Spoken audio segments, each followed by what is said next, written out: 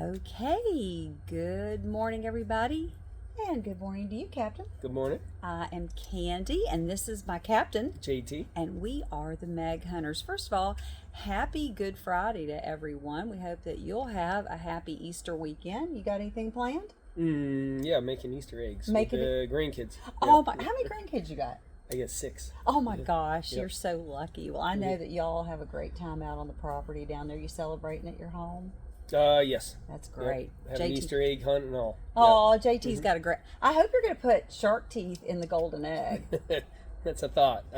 Well, I tell you, you better, if you live out at Litchfield Beach in the Pawleys Island, Myrtle Beach area, come to my Easter egg hunt tomorrow at the Litchfield by the sea, because we put our shark teeth in the golden eggs there okay. for the surprise winner. But anyway, some rarities, of course, that our teeth are. We are going to talk about some rare things that you have found, and I've been blessed enough to take some video of today that are other than shark teeth. But before we get on to that, I got something really special to show you. So, JT, talk about this tooth, because you just wrapped it for me. Yeah. And I've had it for about a year and a half. So let's talk about that. So that's an extinct great white.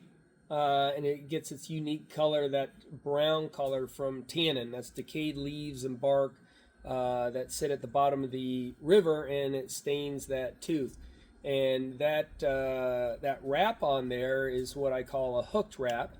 And I hammer it out, and I do those in the shop. That's a nice one. And that tooth right there, that's from the Miocene, Pliocene. It's the ancestor to the great white today. They call it the extinct great white. And it was found in Beaufort County. And you found this. And it was the largest tooth I found in that whole of that species. So this is really rare. I picked this out. He gave me an opportunity about a year ago to pick it up, and I did. And finally, he found time to wrap it. But you also wrapped two more. Show those to the audience too. Two other ones that we found that I wrapped for. These are phenomenal too. This is got that tannin color, red color. I don't know if you can see them very good, but now they're not quite as large. The one I have on is almost. No, but they're pretty big. Yeah, they're almost. This is almost 3 inches, which is one of the largest ones. These are probably these are over 2.5. Yeah. So if you're interested in either one of those, just let me know. But until then, JT and I are going to jump over here. Let me take the camera off, and let's find out what JT's got out of his treasure box today. Yeah, so what I have here is parts to a swordfish or marlin. There's multiple different species of marlin. There's black marlin, blue marlin, and then blue marlins from today is from 2 different locations. The Indo-Pacific marlin and then the Atlantic marlin, blue marlin. And what I got here is the rostrum or swordfish bill. This is the upper bill of the swordfish. And I find these in, I find them in South Carolina, in North Carolina, Georgia, and Virginia. And then these are the lower bills. So this is probably a little too big for this one, but yeah, that would be the lower bill. And this is the upper bill. And then what I got here is the Hyperal fan or fin. They call this either a tail fan, they call it a caudal fin, or a Hyperal. But this gives the fish its forward thrust. And these are also to marlin. And this is the most complete one I have in this box. And it has the last vertebrae and then the Hyperal at the end. And you can see these like lines or striations. And then if you can imagine the end where it gets very thin on a fish and it flexes and gives that forward movement for the fish. We actually, when we found a really, really nice one last year, I took it and you polished it up for me, and I created a necklace Yeah, out you of it. did. It's a And big blingy necklace. yeah, it's with called a tail fin. mermaid tail. A mermaid That's tail. right. The Okay. children can't remember the words for these, and the ladies kept responding of what a cool necklace it was that I added with pearls on it, and they said, "Oh, I want one of those mermaid tails." Yes. I'm like, that's it. Yeah.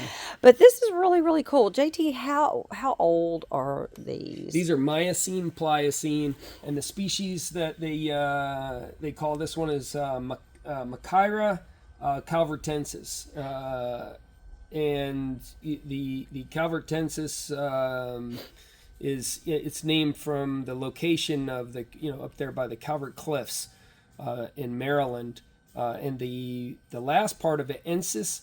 That's usually added to so that that it was named after a location. Sometimes fossils are named after individuals, and they'll have an I at the end of it. So, Alteri, Alopius alteri, that's named after an individual named Steve Alter. Then you probably heard of a shark tooth called Benedini. A lot of people call it Benedini, but it's actually pronounced Benedini.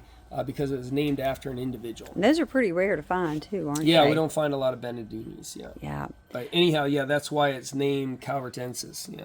Very cool. Well, if you're interested in a mermaid tail or high pearl, please let us know. Be glad to help you with that. Or one of our beautiful swordfish bills. Mm-hmm. Yeah, pretty cool stuff. Okay. To finish that up, we are getting ready to go. We're going on the water. We're going to go scouting, look for locations to go diving. And we're not going to beach the boat today. Yeah. We have a blooper show planned, and I can tell you that that's going to lead it off. But anyway, it's going to be a great day because we're going to be out there on the water. Yeah, Anything you want to no add? rain. No, that's Perfect. it. Yeah. How's our temperature starting to go out here? Oh well, I'm using a dry suit and I'm flooding it just to keep cool. But I'm actually very comfortable in a dry suit. But it's getting to a point where I need to use a 3 mil. I usually just use a 3 mil, or I use a dry suit. I don't use anything in between. Yeah.